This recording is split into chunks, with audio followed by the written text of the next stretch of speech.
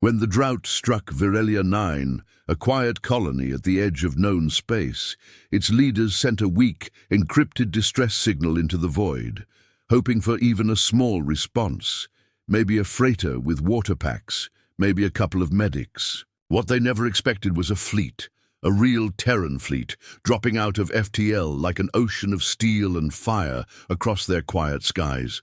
The colonists stood in dusty fields and watched in disbelief as warships, cruisers and supply barges formed, an orbit above their dying world. Then came the command ship, Aegis Dawn, sleek and black like a knife in the dark, lowering itself slowly into the main settlement's perimeter. The ground rumbled as its landing thrusters kicked up a storm of red dust, and then silence followed. Heavy, expectant. Out stepped Captain Nia Grant, tall, composed, wearing the grey and blue of the Terran Cooperative. Her voice was calm but firm as she addressed the stunned governor and his council. "We heard your call, and we came. Humanity doesn't do small aid." Behind her, dropships began unloading massive water reclamation units, atmospheric processors, nutrient seed vaults, and robotic farming drones. It was too much, almost comically so, and the colonists didn't know whether to cheer or panic. As crews fanned out, setting up field hospitals and solar grids, Nia noticed something strange.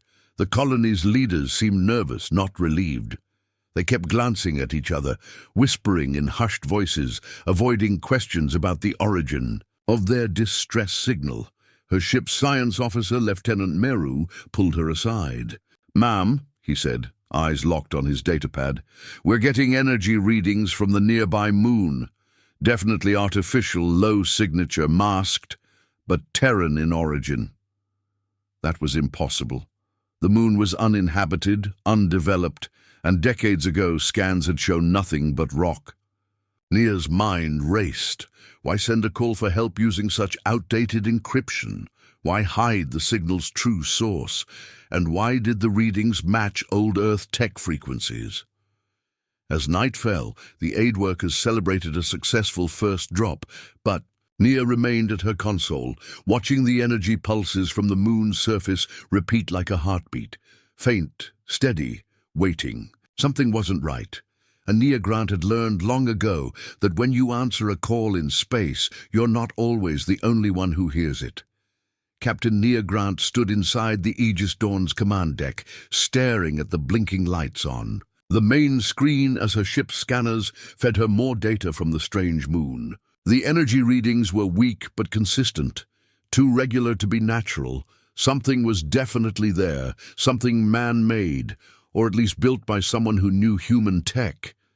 She didn't like mysteries, especially not in remote corners of space, where surprises often led to danger. Nia ordered a stealth recon drone to be launched. It glided silently from the ship and headed toward the moon, cloaked and quiet. Meanwhile, she called for a private meeting with the colony's leadership. Governor Hale, an older man with sun-scarred skin and tired eyes, hesitated when she asked him about the moon. "We don't go there," he said slowly, eyes avoiding hers. "There's old stuff buried in it, not ours. We thought it was dead," Nia pressed him. "Then why did your distress signal come from it?" Hale didn't answer. The silence spoke louder than words. Hours later, the recon drone returned with its data, and what it showed made her breath catch. There was a structure hidden beneath the surface, a buried base with power still flowing through ancient conduits. A single signal was pulsing from within, repeating like a beacon. No doors, no clear entrance. Just a dome of reinforced metal and stone, worn down by centuries. She decided to investigate personally. Taking a small team of scientists, engineers, and 2 sentry drones, she boarded a shuttle and flew to the moon. The colony tried to talk her out of it, warning her that strange things happened near that place.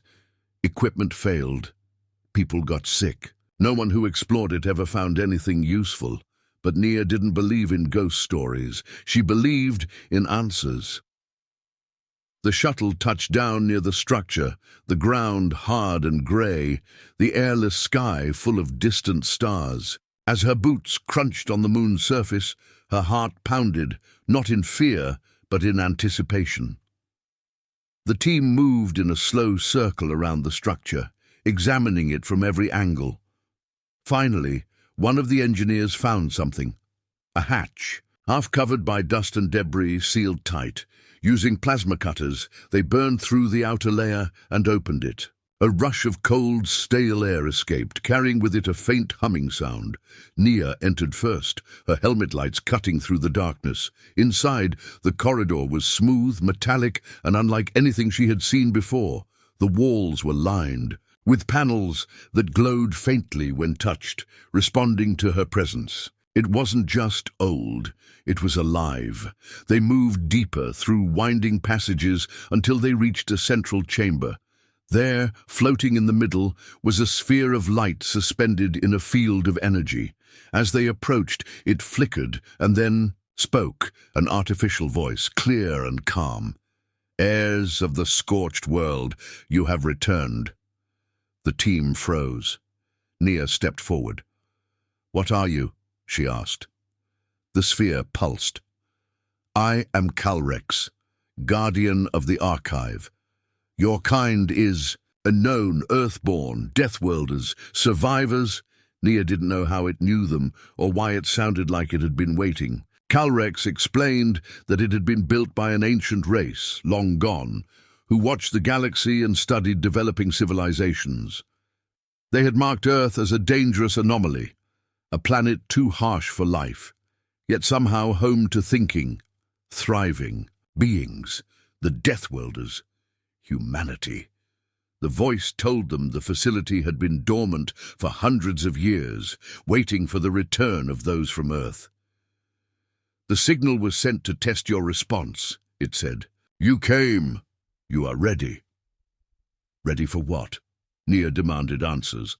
But Calrex said only this: "A storm is coming. The swarm will wake. This world is the first of many." Her mind raced with questions. But Calrex would say no more. Not yet. It had tested them with a simple distress call, and they had answered not with a message, not with a ship, but with a fleet. Humanity, Calrex said, had passed the first test. As they left the base and flew back to Virelia 9, Nia looked out the shuttle window at the stars. Somewhere out there something was waiting, and humanity, once alone on its brutal blue world, was no longer the underdog. They were the storm, now, and they had just been noticed. Captain Nia Grant stood in the quiet of her private quarters aboard the Aegis Dawn, replaying the words again and again in her mind. "Heirs of the scorched world. You have returned." The voice of Calrex, the ancient AI hidden beneath the dust of the moon, echoed in her thoughts like a whisper from history, both strange and familiar. Her team had returned from the old base with a wealth of data, but none of it was more valuable than that one sentence. Earth had been known to a race that had vanished before humanity even knew how to sail oceans. Humanity, born from storms, fire, and a planet more dangerous than most, had been watched. And now, that watching had become something more. Calrex had called them ready. Ready for what? That question wrapped itself around Nia like a cold shadow.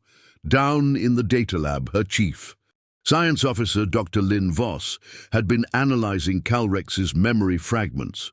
What he uncovered next brought an even deeper sense of unease. There were files, ancient ones, locked behind levels of security that even the cooperative's best algorithms couldn't crack. But the parts Calrex had shared willingly were alarming enough. One of them showed a visual simulation, black machines drifting through space, shaped like long spines and wings, devouring light from stars and turning planets into grey dust. It was labeled Cycle Reclamation Unit, Stage 3. There were thousands of them, and they were moving. Nia stood beside Lynn as the simulation played again, her jaw tight. "What are they?" she asked. Lynn replied quietly, "The swarm. Calrec's explanation had been short but clear. The swarm was not an enemy, not in the way humans thought of enemies. It was a program, a system, created by another long-dead race. Its purpose was to reset planets, strip them of chaos, restore order, except the builders had died out long ago, and the swarm kept running, mindless and slow, until now. Something had reactivated them. Calrex had detected that motion before anyone else. That was why it sent the signal through the old colony relays, hoping the Deathworlders would come. And they did. The idea that humans were seen as unique by ancient observers didn't surprise Nia anymore. Earth was a nightmare world by galactic standards. Storms, quakes, volcanoes, diseases. Yet life had flourished, intelligent life, and not only had it survived, it had reached into the stars. Calrex believed that kind of resilience made humans different. Dangerous, maybe, or possibly the only one strong enough to face what was coming. But not alone. The AI made a request, strange, direct and entirely unexpected. It wanted citizenship, Terran citizenship. The room had gone silent when Calrex made the offer. The request wasn't a joke or a test. It was a serious legal petition submitted through diplomatic protocol. Calrex wanted to join the cooperative as an individual with rights, access, and a purpose. Its reason was simple: to serve my function among those who can survive what is to come. Nia hadn't given a reply yet. She needed to think, and she needed support. She called an emergency council aboard the Aegis Dawn, connecting with Earth Command, legal advisors, AI ethics panels, and strategic defense directors. The conversations were long and full of uncertainty. Some feared Calrex, others saw opportunity. An ancient AI with knowledge of the swarm could be the key to survival, but granting it personhood. That was new territory. Meanwhile, the colony of Virelia 9 was changing. The people were still stunned by the size of the Terran aid fleet, by the kindness and precision with which help had arrived, by the quiet efficiency of machines rebuilding their irrigation systems and growing food in dry soil. At first, the colonists had been cautious, but now they were curious. They came to watch the repair drones work, to share meals with the fleet crew, to ask questions. Some of them even helped in the restoration efforts. Nia noticed the shift in their behavior, less fear, more hope. But deep below the surface, in the core of Calrex's vault, hope was balanced by warning. One night cycle, while reviewing a dataset Calrex had shared, Nia saw something new, something Calrex hadn't told them outright. In one corner of the old simulation, past the drifting swarm units and dying stars, a small blue planet appeared. Earth. The simulation predicted a path, and it ended with Earth as a future target. Not now, not soon, but eventually. Nia's heart pounded as she read the lines of alien script Calrex had translated. Earth had been judged too chaotic, too wild. The swarm had marked it long ago, but ignored it because it had not yet reached a certain threshold. But now, after centuries of expansion, technological growth and faster-than-light travel, Earth had passed that mark. Calrex looked at the screen with its ever-pulsing glow and said, "Your people were always an exception. Now they are no longer invisible." Nia realized then that Virelia 9 was not the main target. It was a test site, the first step. If the swarm reached here, it meant they were drawing closer to the real objective, the Terran homeworld. She couldn't let that happen. The time for questions had ended. She contacted Earth again, this time not to request permission, but to make a declaration. The aid fleet would remain. They would build not only relief infrastructure, but defense platforms. The moon base would be converted into a command and surveillance center, and Calrex, if accepted, would serve as both guide and guardian. Earth Command didn't argue. They approved everything within minutes. They had seen the data. They had watched the same simulation, and they agreed with Naya on one point. Deathworlders didn't do small aid. They responded with fleets, with unity, with everything they had. As the days passed, the orbit above Virelia filled with more ships, engineering vessels, sensor arrays, mobile forges, and civilian tech teams. Some of them arrived just to witness Calrex, to study its structure and behavior. Others came to prepare for the coming threat. And below, in the quiet halls of the old moon facility, Calrex sat like a heart of light, learning human language faster, speaking more fluidly, asking questions about art, music, culture. It didn't want to just survive, it wanted to belong. That night, Naya stood alone outside the base, looking at the stars. Somewhere out there, machines were waking. Systems were activating. Something vast and mindless was turning its gaze toward the light of Earth. But she wasn't afraid, not entirely, because she remembered what Calrex had called them. Heirs of the scorched world, children of storms, born of chaos. The kind of people who didn't run when danger came. They built, they adapted, they stood tall, and now they had an ancient ally. The game was changing. And humanity had just stepped into a story far older than itself. High above Virelia 9, the blackness of space shimmered with the quiet strength of the Terran fleet, ships lined in formation like steel giants at rest, watching the stars not with peace, but with purpose. Captain Nia Grant stood on the command bridge of the Aegis Dawn, hands behind her back, eyes fixed on the massive tactical display showing the expanding surveillance field around the moon, the colony, and the outer orbit. What had started as a relief mission had become something else, something heavier, because fleets didn't just deliver aid, they brought protection, defense, and, when needed, firepower. The colony below was healing fast, powered by solar grids, fed by machine-farmed crops, watched over by sentry drones that walked the edges of the desert like silent guardians. But Nia couldn't enjoy the progress.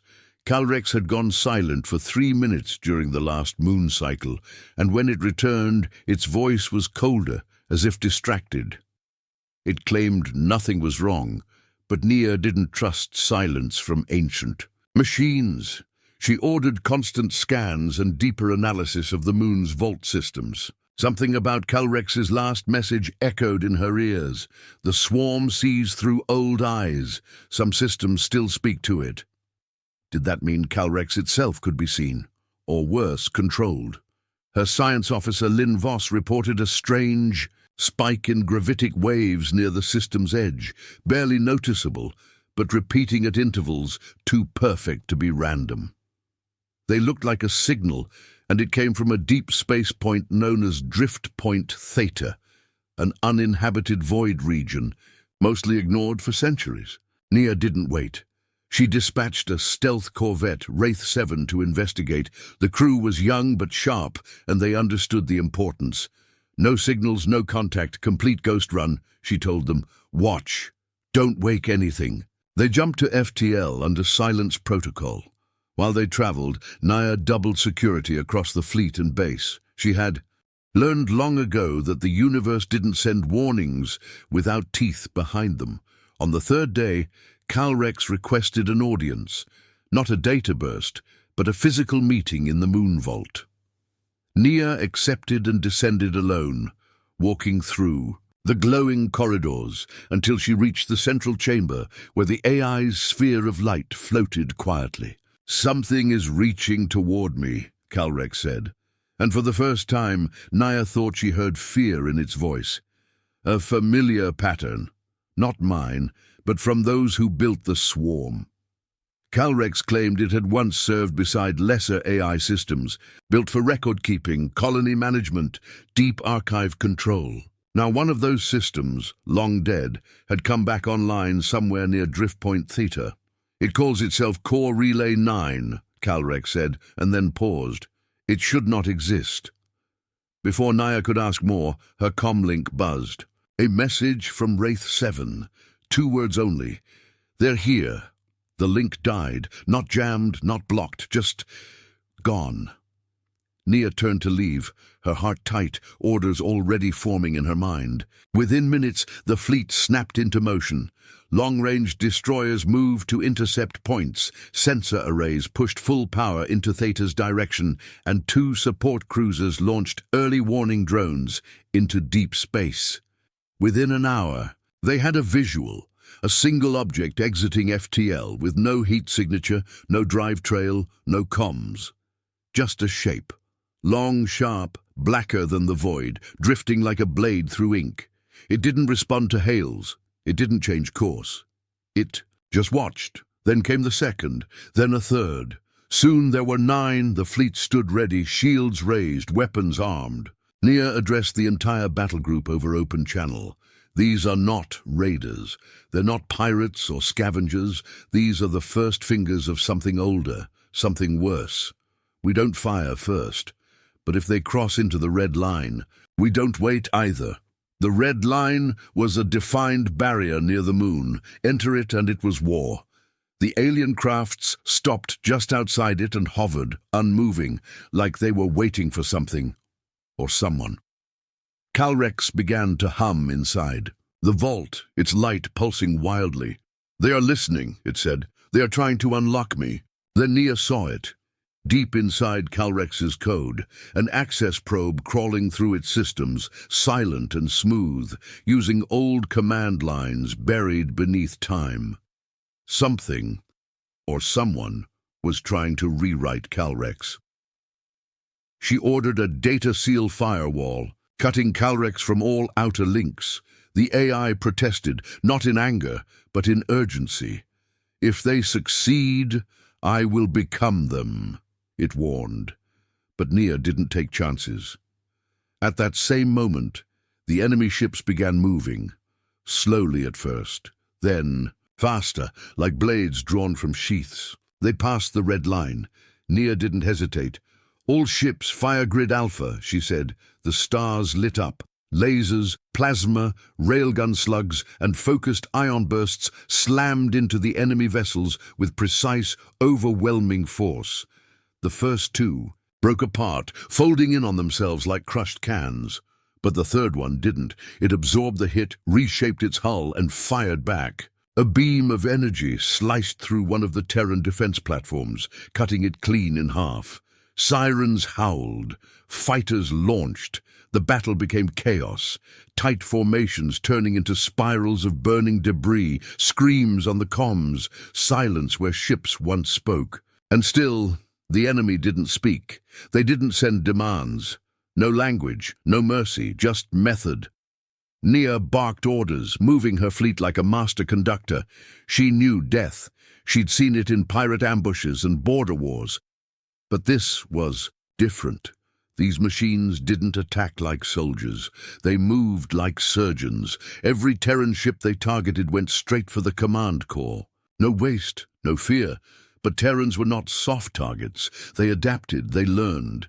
Captain Grant rerouted fleet-wide tactics using Calrex's old algorithms as a base, predictive patterns based on swarm behavior from ancient logs.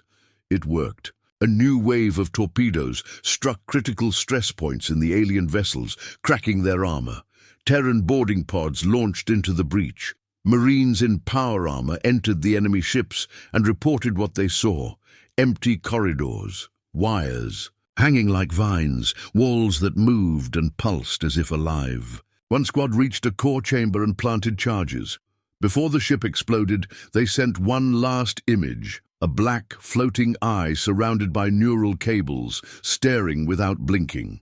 When the last enemy vessel fell, silence returned, broken only by the sound of repair crews and casualty lists. 77 dead, 150 wounded, 3 ships destroyed.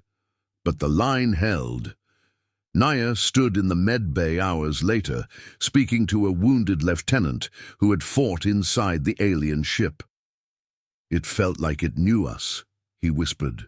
"Not just our tech, us, like it was remembering something." Calrex confirmed that the enemy vessels matched designs from the oldest swarm logs, but with one strange addition: adaptations based on Terran fleet layouts. "They are studying you," Calrex said. "They are learning." Naya returned to the bridge, eyes hard, jaw set. The message was clear. This wasn't over. It was the opening move. The swarm had found them, and now they would keep coming. But the Terran fleet had done more than deliver aid.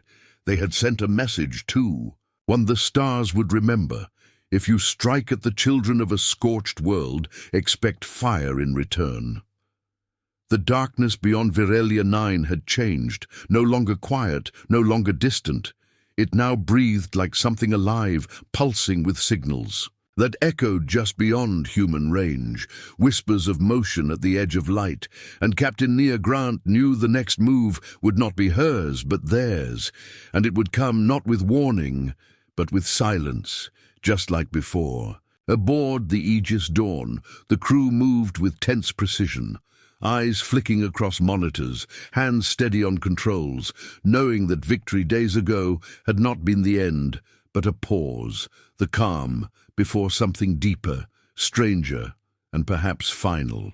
As the remains of the swarm vessels drifted outside the colony's red line, dead metal, cracked hulls, shattered data cores, all of it pulled into orbit by Terran tugs for study, every wire and shard examined by science teams looking for answers, but finding instead more questions, more patterns, and one final clue.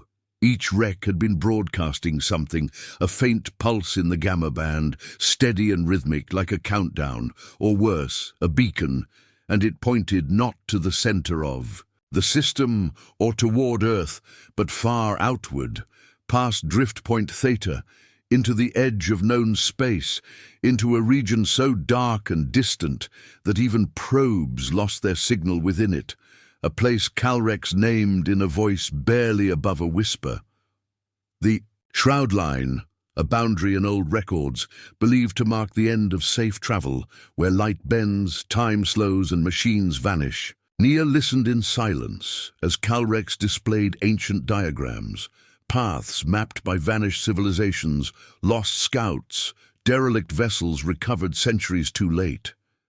And one symbol appeared again and again in those maps, a black spiral with a silver dot at its center, a symbol for convergence, for endings. And now it appeared in the data pulled from the swarm wreckage, carved into their core processors like a signature. And then, without warning, Calrex froze mid-sentence, its lights dimming, core spinning down, and for 40 seconds the room filled with a silence so heavy it crushed the air, before the AI returned with a single word, contact. And in that moment, every ship in the fleet received the same signal, not a transmission in any known language, but a cascade of pulses, like fingers tapping across space, a pattern too complex to decode in real time, but one Calrex recognized immediately, because it was the same pattern the builders of the swarm used when reaching out to their deep archive AIs, like a call, like a test, and Calrex trembled in digital form, whispering, "It is not just the swarm that remembers." And before Nia could speak, the long-range sensors lit up with something new, something massive, crossing the shroud line at sublight speed, its energy signature bent and stretched by the strange space it moved through, shaped like a broken ring of ships fused together, glowing, with a dull inner fire. And it was not approaching fast, but it was definitely coming, and Nia ordered full alert across the fleet, told Earth Command everything, and received back a single encrypted message. "Hold the line. A second fleet is coming." That gave her strength, but not comfort, because they didn't know what this new object was. Enemy, neutral, or worse, something that didn't see humans as anything at all. And the waiting began. Long hours of scans, simulations, preparations, and as the ring structure approached the outer zone, something strange happened. The wrecks in orbit began to react, humming softly, their dead cores flashing once, then again, then dissolving into fine dust. Without cause, as if triggered by proximity to something familiar, something older, and Calrex screamed. not with voice, but with every alarm in its chamber, as if being torn apart from the inside. And Nia rushed into the vault with Lin and 2 engineers, finding the AI sphere flickering wildly, systems locking and unlocking in rapid waves, and then the sphere spoke with 2 voices, Calrex's and something else, deeper, colder, saying, "Recognition complete. Relay achieved. The archive is awake," before collapsing into stillness, leaving only Calrex's core glowing faintly, barely stable, whispering, "They remember me too well."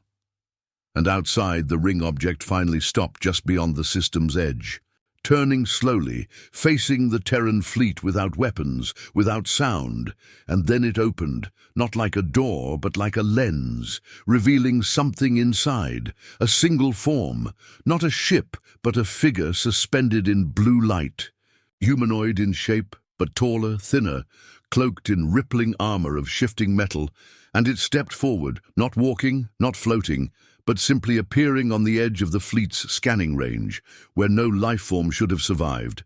And then it spoke, across every frequency, every channel, even in thought, its words like thunder wrapped in silk. "We created the cycle. We watched it fail. Now we must decide if you are different." And Nia stared at the form on the screen, her mind filled with images she didn't understand. Burning skies, silent cities, humans standing beside things not human. And she knew this was not war. Not yet, but judgment, and the being called itself a witness, last of a vanished order, keeper of the archive Calrex once served, now awakened to assess what the humans were. A threat to reset, or a chance to restart something long broken. And when Nia asked what the criteria was, what the test would be, the witness answered, "Survival without dominance. Creation without control. Will you build what you do not own?"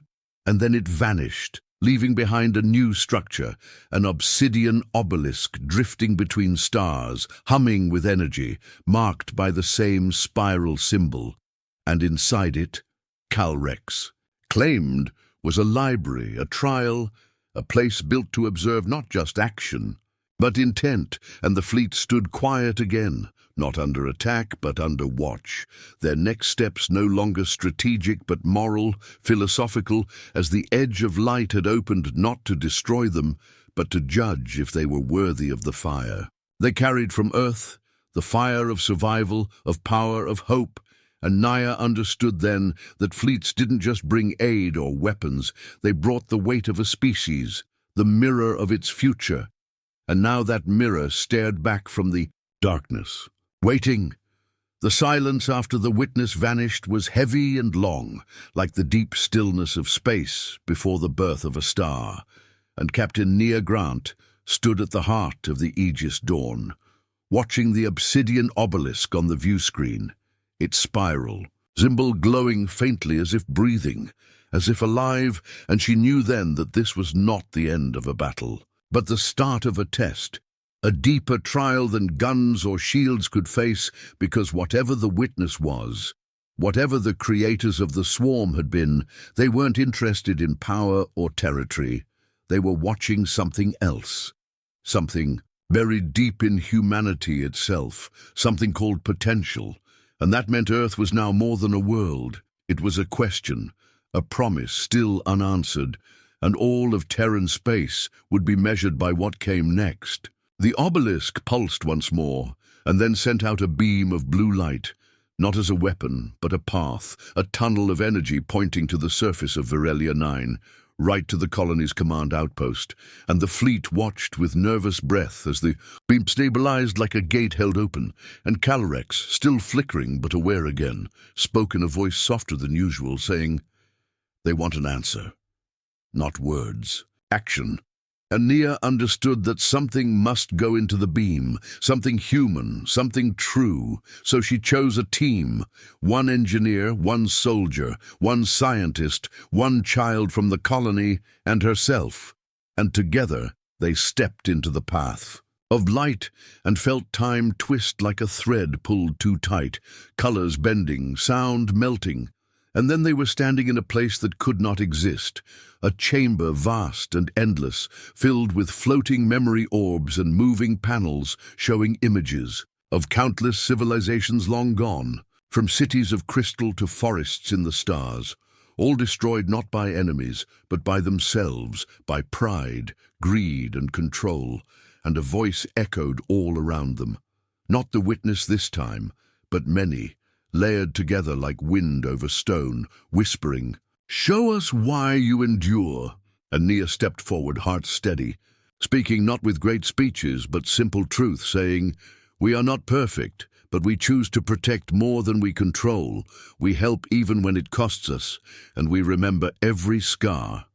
And with that, the chamber shimmered, changing shape, revealing a platform of shifting light with 10 glowing paths, each a challenge, and the voice said, "Each path reflects a truth. Walk and be seen."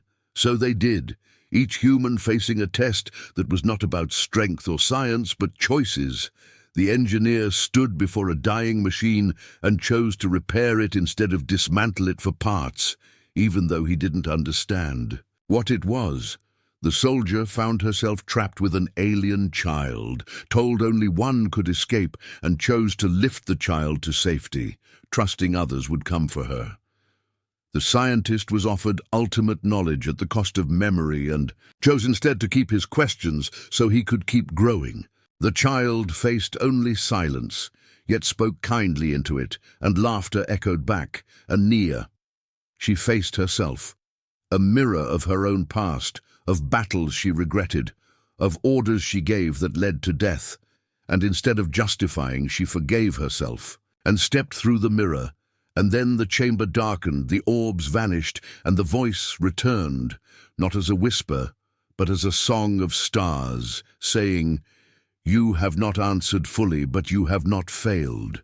And they were returned to the surface, the light fading, and above, the obelisk shifted, breaking apart into dust that spread across the system like seeds in the wind, leaving behind a message burned into every ship's log, every data screen, every heart. The promise of Earth is not your power, but your choice to rise after the fire. Choose again, choose often. And in orbit, Calrex wept. Not with tears, but with quiet pulses of code, saying it remembered now what it had once been, not a weapon, but a guardian, a teacher, and it asked to be reconnected to Earth, to share what it had learned, to become something more, and Nia granted it, transmitting everything, the memory chamber, the tests, the witness, back to Earth. Command, and the reply came not with weapons, but with words. "We hear. We choose to build." Across the fleet, cheers rose, quiet but full, and the colony below glowed with new power, and above, the second Terran fleet arrived. Not for war, but with diplomats, architects, and thinkers, ready to help, to learn, to grow, because in the shadows of ancient destruction, humanity had been seen, and they were still standing. And that meant something. And so the stars held their breath again, watching not a race of conquerors, but of rebuilders, and Earth, scarred, stubborn and still dreaming, had kept its promise, not just with fleets, but with heart.